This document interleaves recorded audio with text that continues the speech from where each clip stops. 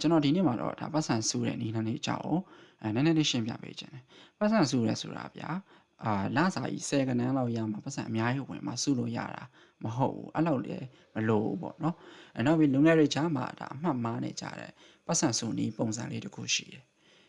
အဲ့ဒါဘာလဲဆိုတော့ဥပမာဗျာဟိုကဒါတစ်လောက်ကိုပတ်စံ4သိန်းရတယ်ဆိုပါဆိုပတ်စံ4သိန်းရတယ်နော်ပတ်စံ4သိန်းမှာ2သိန်းကိုဒါအိမ်ကိုပေးတယ်1သိန်းခွဲကအထွေထွေ3စီ3တယ်9000ပို့တယ်နော်2000စုတယ်ဒေါ်လာ2000စုတယ်ဒေါ်လာ2000စုပြီးတော့တစ်ဖက်မှာလည်းဒါကိုကဒါအိမ်ဝင်ဖို့ရှိမှန်းချက်ရှိတယ်နော်ဒေါ်လာကိုပတ်စံ1000ပဲစုနိုင်တယ်အဲ့ဒီ1000နဲ့တစ်လုံးအိမ်ဝင်နိုင်မှာမဟုတ်ပါဘူးကွာဆိုပြီးတော့နော်ရတဲ့ပတ်စံအကုန်သုံးပြတယ်လူငယ်တွေကငွေအမောက်နည်းနည်းလေးရတဲ့အချိန်မှာပတ်စံစုတယ်လေ့ကျင့်တော့သိမလုပ်ကြတော့ဒါအဲ့လို mindset အဲ့လိုအတွေးတွေနဲ့ပေါ့နော်အဲ့လိုမျိုးပုံစံတူဥပမာလေးတွေကျွန်တော် social media မှာမကြာခဏဆိုသလိုမြင်နေရတယ်ပေါ့ဗျာအမှန်တကယ်တော့အဲ့ဒီအတွေးရတာလုံးဝမှားတယ်နော်ကိုကဒေါ်လာကိုပတ်စံ1000လောက်ပဲစုနိုင်တဲ့အချိန်မှာဈေးကြီးပေးဝယ်ရတဲ့အိမ်တွေကားတွေလက်ဝတ်ရတနာတွေရဖို့ဆိုတဲ့ရည်မှန်းချက်နဲ့ပတ်စံမစုအောင်နော်ကိုယ့်ရဲ့လစာဝင်ငွေလစဉ်ဝင်ငွေပေါ့နော်ကိုယ့်ရဲ့လစဉ်ဝင်ငွေကိုပို့ပြီးတိုးနိုင်တဲ့ဒါအသိပညာတွေအတတ်ပညာတွေအဲ့ဒါတွေပေါ်မှာ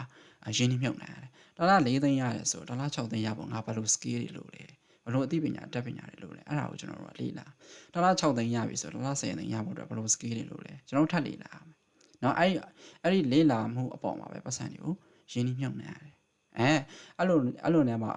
ပတ်စံတွေကဒါဝင်ငွေတွေပေါ့နော်တစ်လားကိုလစဉ်ဝင်ငွေတွေတိုးလာပြီ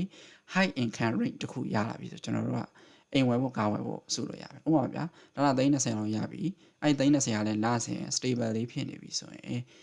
ဈေးကြီးပေးဝယ်ရတဲ့အိမ်တွေကားတွေနောက်လက်ဝတ်ရတနာတွေရဖို့ဆိုတဲ့ရည်မှန်းချက်ကိုချပြီးတော့ပတ်စံစုလို့ရပါတယ်နော်ပတ်စံစုပြီးဘဝကိုတိုးတက်လုပ်တယ်ဆိုတာဒီလိုလမ်းစဉ်တွေပဲလုပ်ကြတာများတယ်နော်ကိုသတ်မှတ်ထားတဲ့ငွေအမောက်တစ်ခုစုပြီးလို့ရှိရင်ကိုဘဝတိုးတက်ဖို့အတွက်ကိုအရင်ရင်းနှီးမြှုပ်နှံအဲ့လိုမျိုးစုလိုက်ရင်းနှီးမြှုပ်နှံလိုက်လုံရင်းနဲ့မှာကိုဘဝဒါ next level တစ်ခုကိုရောက်သွားမှာပေါ့နော်ဒီလိုနည်းနဲ့